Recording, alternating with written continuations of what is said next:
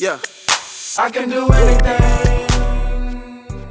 All of our clients at Buttongenic will deadlift of some sort once a week. If they have the skill set, it'll be a standard deadlift. If we're trying to learn, it might be something like a rack pull or RDLs.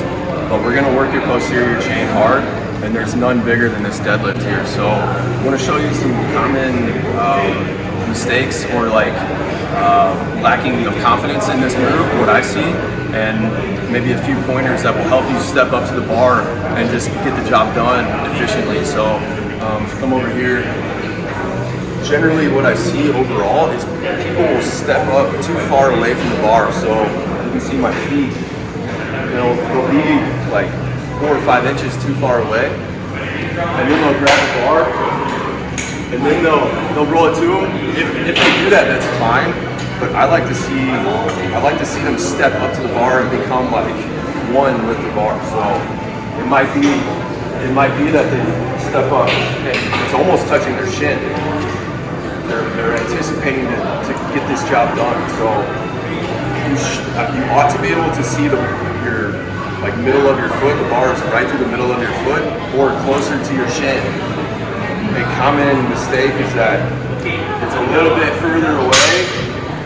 You can still work, you can still do the job, but the leverage isn't as optimal and risk starts to increase. So we want to be as compact as possible here. So that's why stepping up to the bar is important to me. So you have that bar close to your body. Okay. Secondly, I'll have them folded the hips. A lot of times people will bend at the knees first, and it turns into a squat. It's going to be hard for them to find their most optimal position, and that's where they go first. So let's fold at the hips. Feel the tissue that you're going to work. You know, that's tension that we need to sit into.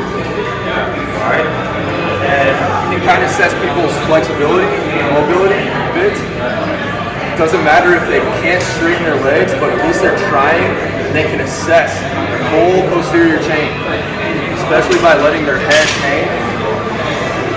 So,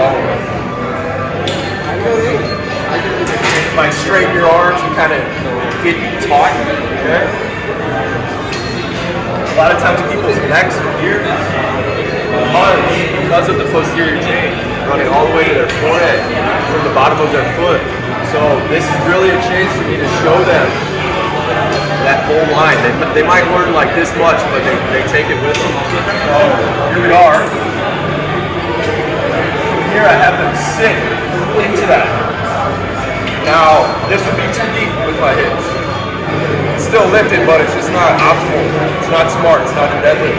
Deadlifting would be having your hips between your knees and your shoulder, not knee height. Okay, so we need this angle to work our backside and have the ability to use your quads to press hard to the ground. So as we sit into that position, we're going to pull the slack out of the bar. And I can feel this running up my back big time in a good way. Okay? From here, you're going to put force into the ground. Okay? From here, you fold the hips. And again, pull the slack out hard. And put force into the ground. It's important that you create an intra-abdominal pressure. Okay?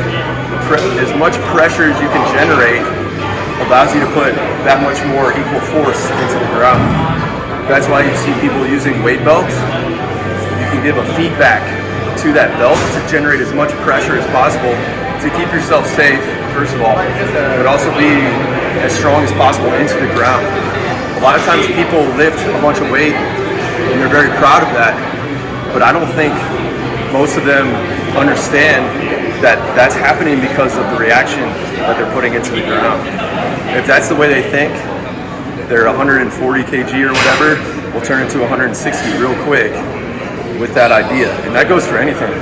That goes for lateral raises. The force that you put into the ground has a reaction to the area that you're working. So none other than this is it's most important in this position, in this deadlift. So any gym that you go to in the world, this is the most reactive and most efficient move that you could do, but you want to do it well.